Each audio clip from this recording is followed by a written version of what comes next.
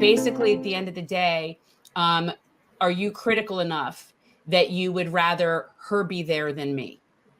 Seriously, like that's what it really comes down to. Like, are you so critical of the strategy and the manner in which I'm going about it that you want to work against me, make my life harder, and be difficult versus help someone who's trying to like slay a dragon? So, I mean, that's really what it comes down to. Okay, that's fair. That's actually fair.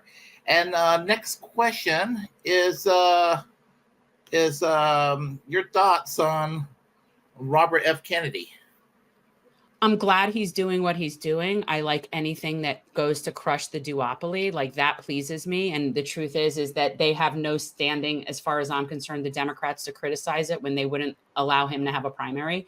So I'm happy with what he's doing. And I support him for, especially, I'd like to see him get, reach the threshold, get the 5%, get the fund, all of that. So I'm very supportive of that. However, he is not my candidate. I don't support him. To me, he is just, him being wrong on Israel is a deal breaker for me. It's that simple. I also do not like that he affiliates with Rabbi Shmuley, who I think is arguably one of the most despicable, disgusting, abhorrent people I've seen on TV as of late. So those are my thoughts about, and I do think he's right about certain things regarding like BlackRock, and I think he's right about things regarding the deep state and regarding the party. But my red line is Palestine. Yeah, there's a host of issues. He's a wash for me. There are things I love about Robert F. Kennedy, and there are things I absolutely loathe about him. And so he's sort of 50-50 with me. And I actually think he's going to take votes away from Trump and Biden alike. I think do too. I think that he's there. He will actually, and I say this in a good way, he's going to be a monkey wrench in this election. Oh, for sure. Yeah. I've said that he's pulling votes from both sides. And that's why, to me, this is so unpredictable. And even when you're looking at polls, because especially this far out, you just don't know. This can go in a lot of different directions, not the least of which I wouldn't be shocked if the Democrats pulled Biden at the convention and tried to slip in someone else. So I just think there's a lot of unknowns still. Same here.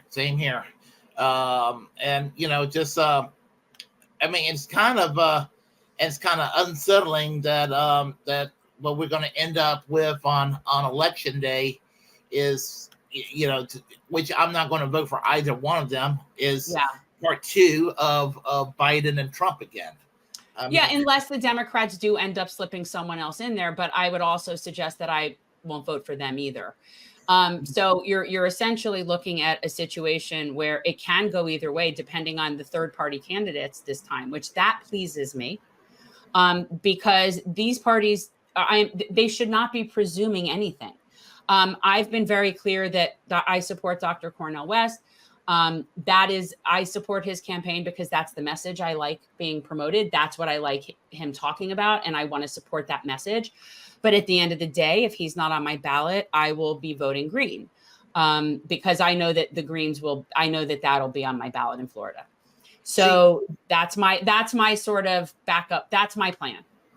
You see, I'm in a dilemma about, I don't think he's going to be on a ballot in North Carolina. And my dilemma is, who am I going to vote for? If he's on the ballot and Jill Stein is on the ballot and Claudia Dela Cruz is on the ballot and William Stodden, who I know from the Socialist Party, is on the ballot, that'll be a good problem for me to have. But I think that what's going to end up happening in North Carolina is just going to be the Green Party, presumably Jill Stein. Exactly. So I think there's like a 90% chance, and it's a good vote, but I think that it's a 90% chance that my vote will be going to Jill Stein in November, which I voted for her before. I'll vote for her again. Same. Yeah. You saw we had her on. It was so exciting for me. It was the first time I ever interviewed someone that I had voted for president. Like that was cool to me. And you know what? At the end of the day, I am going to go with whichever non-genocidal candidate is available on my ballot. And then if there's more than one, I probably will go with whoever I think is polling higher at that point to get closer to the 5%, possibly. Like I might be strategic if the other, I don't know.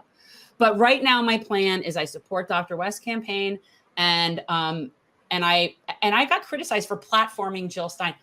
I have a podcast. Somebody running for president that will be on ballots in every state in this country offered to come on my show and talk to me, and I'm somehow criticized for platforming her because she's a Green Party candidate. That is off the wall. You people have lost your minds. It's your podcast. You can do what you want with your podcast. Completely. And I'm sorry. We have a small but mighty podcast. I'm not going to turn down interviewing a presidential candidate. Sorry, that's absurd. Especially one who will be on the ballot. And so that is, and I've had Dr. West on and I love him. Look, the truth is, I would be okay with any of those three people that I know, because I also like Claudia De La Cruz, but I don't know if she'll be on the ballot, right? So I'm not sure, but I think most likely traditionally in the past, I would be voting Green. That would be my assessment.